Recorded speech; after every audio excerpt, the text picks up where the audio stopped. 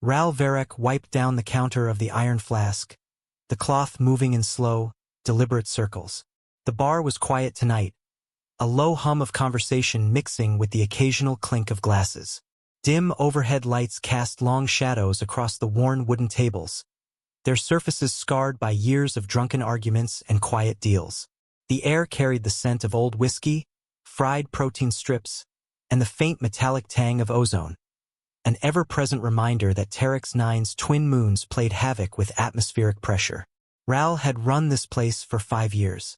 It was a haven of sorts, a place where rules were simple.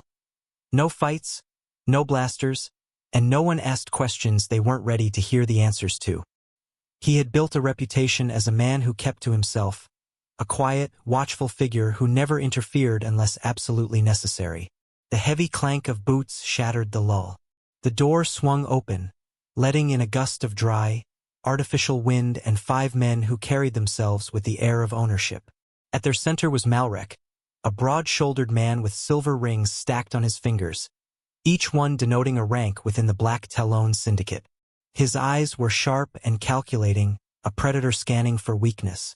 Behind him, his enforcer, Garen, moved like a tank in human form, massive, thick-necked, and carrying a jagged scar down one side of his cheek. The other 3 were lower-rank muscle, but that didn't make them any less dangerous. They had the restless energy of men who enjoyed breaking things, bones included. Ral set the cloth aside and leaned against the bar. "Malrek," he said, voice even. The crime lord's smile was slow and deliberate. "Ral, been a while." "Not long enough." Malrek chuckled, strolling forward with exaggerated ease. He slid onto a stool, tapping his fingers against the counter. "You've got a nice little setup here. Cozy. Quiet." He gestured to the few remaining patrons, most of whom had already begun quietly finishing their drinks, sensing the shift in atmosphere. "A shame, really." Ral poured a drink without asking, a single shot of dark amber liquid. Malrek lifted the glass, inspecting it under the dim light before taking a sip. He smacked his lips, savoring the taste. "You always did know your whiskey," Malrek admitted. "That's why I hate having to do this." Ral remained silent, his eyes steady. "Had a shipment go missing," Malrek continued.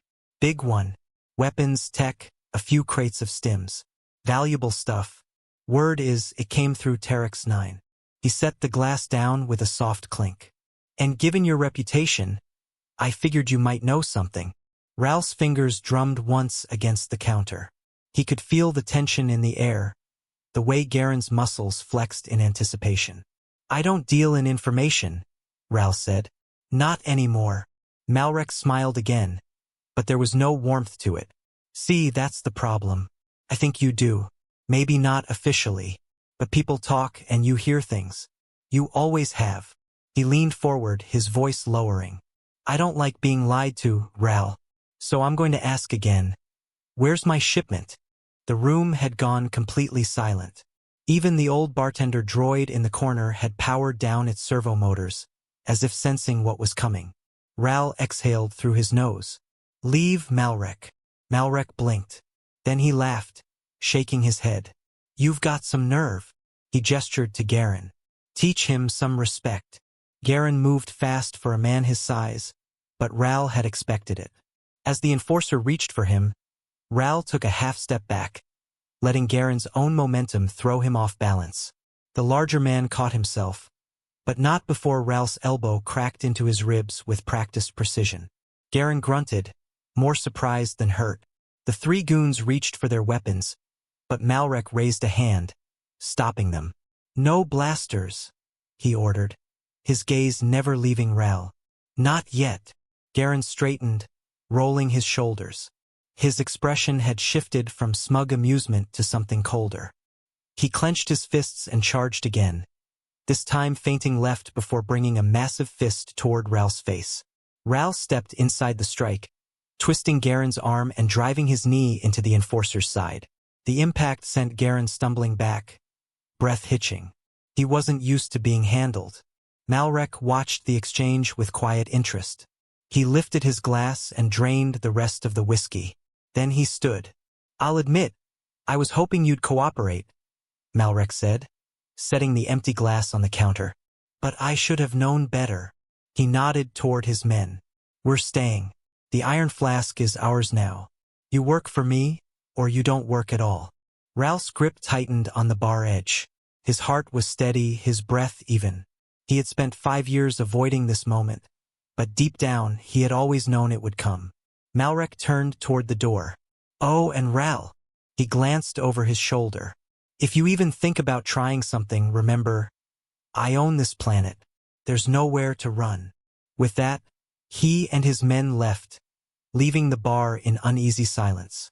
Ral exhaled slowly, reaching beneath the counter. His fingers found the hidden panel, pressing it. A small compartment slid open, revealing the weight of an old, well-worn weapon. The Phantom wasn't dead yet. The Iron Flask had changed overnight. Malrek's men moved in like scavengers picking a carcass clean. They sat in corners, boots propped on tables, drinking without paying, smearing grease across the bar's once-polished counter. The jukebox played only what they liked, loud, pounding beats that rattled the glasses on the shelves. Ral kept pouring drinks, kept his expression neutral, but he could feel them watching, waiting for him to snap. Garen, bruised but not broken from the night before, made sure to remind everyone who was in charge. He barked orders, grabbed whatever he wanted, and took special pleasure in knocking over the neatly arranged bottles behind the bar, just to see Ral pick them up. For 2 days, Ral did nothing. On the third night, he counted their numbers, 12 men total, with Malrek off dealing with business elsewhere. Garen was the highest-ranking thug present, which made things easier. Malrek would have been cautious. Garen was just mean. That night, Ral locked the doors early. The men barely noticed. They were deep into their drinks, trading war stories, laughing too loud. Ral stepped into the back room, a space that had once been a simple storeroom. Now it held something far older. He pulled aside a stack of crates, revealing a concealed panel in the floor. With a quiet exhale, he slid it open. A metal case sat inside, edges worn with age. He lifted it out, placed it on the table, and flicked the latches open. The lid creaked. Inside lay a compact pulse rifle, a sleek, matte black thing built for precision. Next to it, a long knife with a ridged grip, balanced perfectly for throwing or close-quarters work. He ran his fingers over both before taking them out, his movements methodical. It had been 5 years since he last used them. 5 years since he had buried the Phantom. But now, his quiet life had been stripped away, leaving only what he used to be. He holstered the knife at his hip and slung the rifle over his back. Then he stepped out, moving through the narrow service hallway until he reached the main bar's rear entrance. He cut the lights. The sudden darkness made them pause. "What the hell?" someone muttered. Footsteps. Garen stood, chair scraping against the floor. "Ral," he called. "What kind of joke is this?" Ral didn't answer. He was already moving. He caught the first man just as he reached for his flashlight. A sharp twist, a muffled crack, and the body slumped. Before it hit the ground, Ral was gone again, slipping between the shadows. The next went down with a clean slice across the throat. Panic spread. One man started, but a pulse round took him before he could finish. His body dropped, sizzling where the shot had burned through his chest. Shit! Shit! Blades of red light slashed through the darkness as the remaining men fired wildly. They hit nothing. Ral moved like a ghost, his rifle silent, each shot precise. By the time the fourth man fell, they were scrambling. "Get to the door!" It was locked. Garen roared in frustration, grabbing a table and flipping it over. "Asterisk enough." "Asterisk come out, coward." Ral obliged. He stepped into the faint emergency glow of the bar's exit signs. The rifle lowered, its muzzle still smoking. Garen's breath hitched, just for a second. The others took a step back. "You should have left," Ral said. Garen's hands clenched. "You think you can take me?" Ral didn't answer. He let the silence stretch, let Garen's own uncertainty grow. Then he set the rifle aside. Garen sneered. "Big mistake." He charged. Ral sidestepped at the last second, planting his foot and driving his elbow into Garen's ribs. The bigger man stumbled, but recovered fast, swinging a meaty fist. Ral ducked under it, shifting his weight and planting a knife deep into Garen's thigh. The enforcer howled. He swung again, but it was sloppy, fueled by pain. Ral caught his wrist and twisted. A second knife strike, this time to the kidney. Garen sagged. Ral held him upright for a moment, letting him feel it. Then he let go. The enforcer collapsed, wheezing, his breath shallow.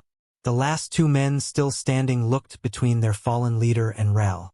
"Tell Malrek," Ral said quietly, wiping his blade on a napkin. "The Iron Flask is mine." They ran.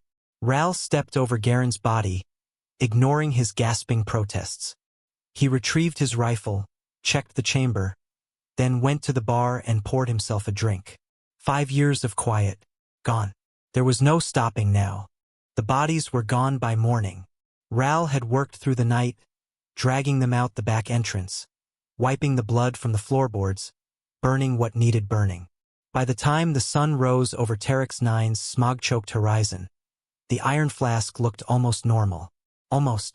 The silence felt different. It wasn't the easy quiet of a bar at rest, but the brittle, expectant stillness before a storm. Word would spread fast. The men who fled would have already reached Malrek. He would come.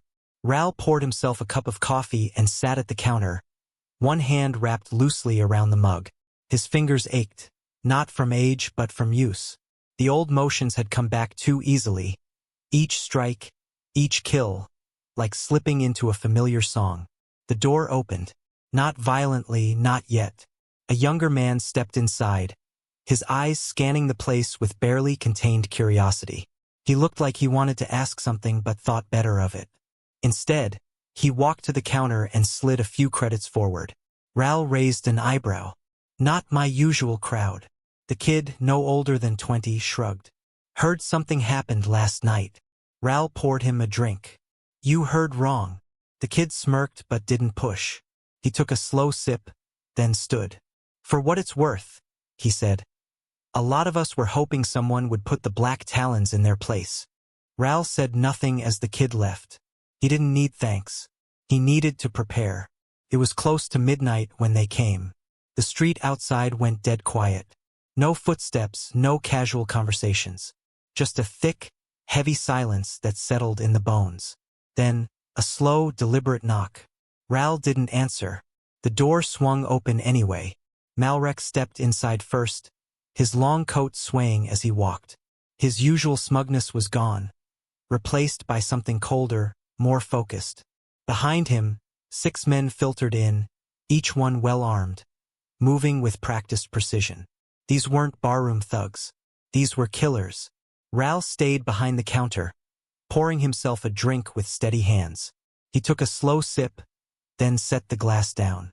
"Malrek." Malrek's eyes flicked over the room, taking in the missing faces, the clean floorboards. His jaw tensed. "You really should have stayed dead." Ral exhaled through his nose, shaking his head slightly. "You should have left my bar alone." Malrek nodded toward his men. "Close it down."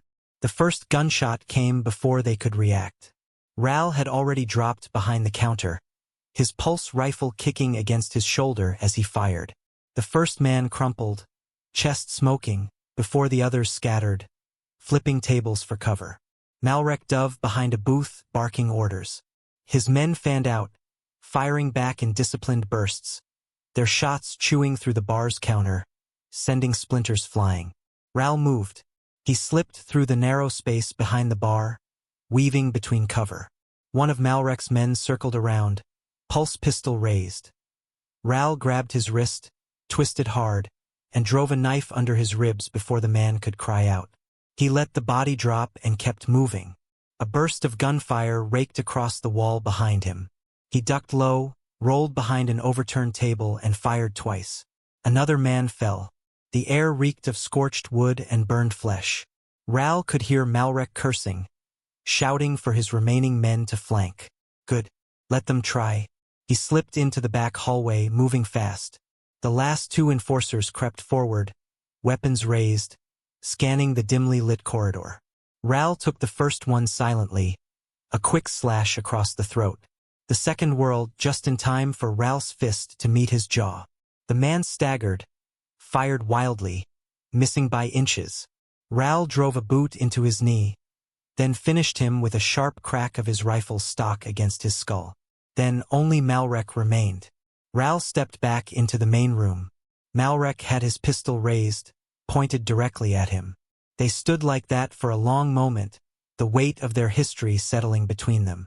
"I should kill you," Malrek said. Ral wiped blood from his brow. "You won't." Malrek's finger tightened on the trigger, then hesitated. He exhaled sharply, lowering the gun. "This isn't over."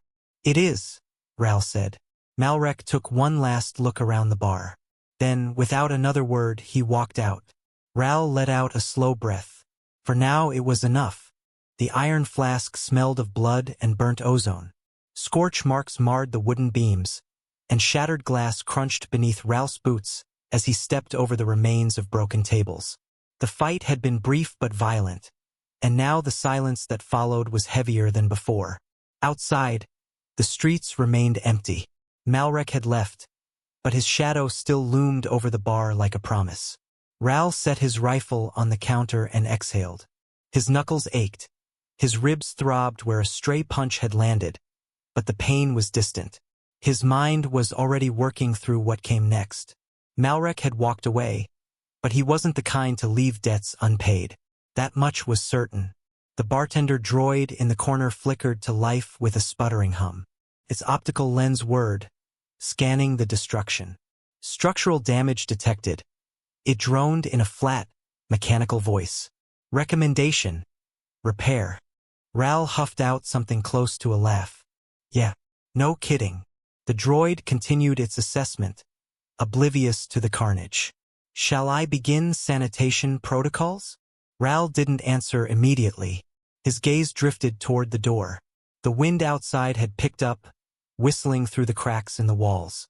He had spent 5 years carving out this quiet life, pouring drinks instead of spilling blood. But in the span of a few days, all of it had unraveled. He walked to the door, unlocking it with slow deliberation. Stepping outside, he scanned the street. The usual figures, smugglers, mercs, wanderers, lingered in the shadows, watching. Word had spread. They were waiting to see who stepped into the bar and who didn't walk out. A familiar voice broke the quiet. "You sent a hell of a message." Ral turned to see the young mercenary from earlier standing near the alleyway. The kid had his hands tucked into his jacket pockets, but there was an alertness in his stance, a predator's readiness. "I wasn't trying to." The kid smirked. "Didn't matter.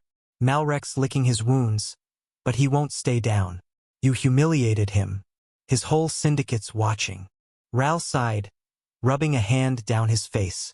He knew how men like Malrek worked. It wasn't just about power, it was about fear, control. Letting Ral walk away would make Malrek look weak. That meant he wouldn't let it end like this.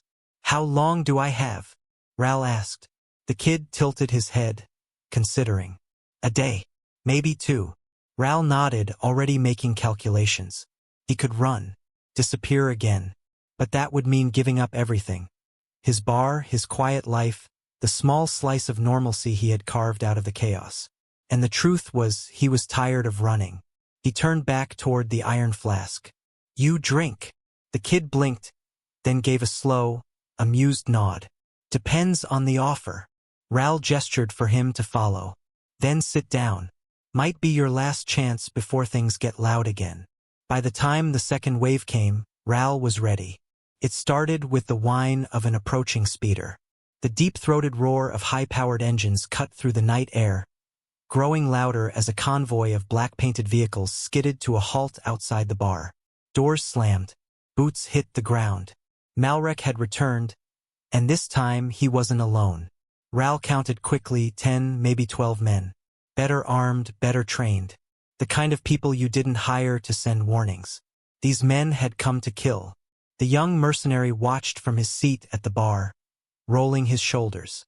"So," he said, "how do you want to do this?" Ral didn't answer. He simply reached beneath the counter and retrieved his rifle. The decision had already been made.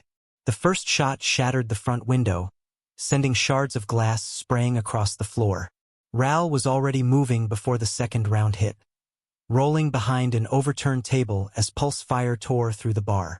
Malrek's men moved fast, sweeping through the doorway in tight formation. But the Iron Flask wasn't just a bar. It was Ral's home, and he knew every inch of it better than they did. A knife flew from the shadows, burying itself in the throat of the first man through the door. He collapsed with a wet gurgle, and before his body hit the ground, Ral had fired twice, dropping 2 more. The kid was already moving, ducking low, weaving through the chaos with a grace that suggested experience beyond his years. His pistol barked twice and another man crumpled. Malrek stepped through the doorway, his coat whipping around him. He didn't flinch at the bodies, didn't hesitate as he raised his weapon and fired. Ral barely dodged in time. A pulse round burned a hole through the counter where his head had been a second earlier.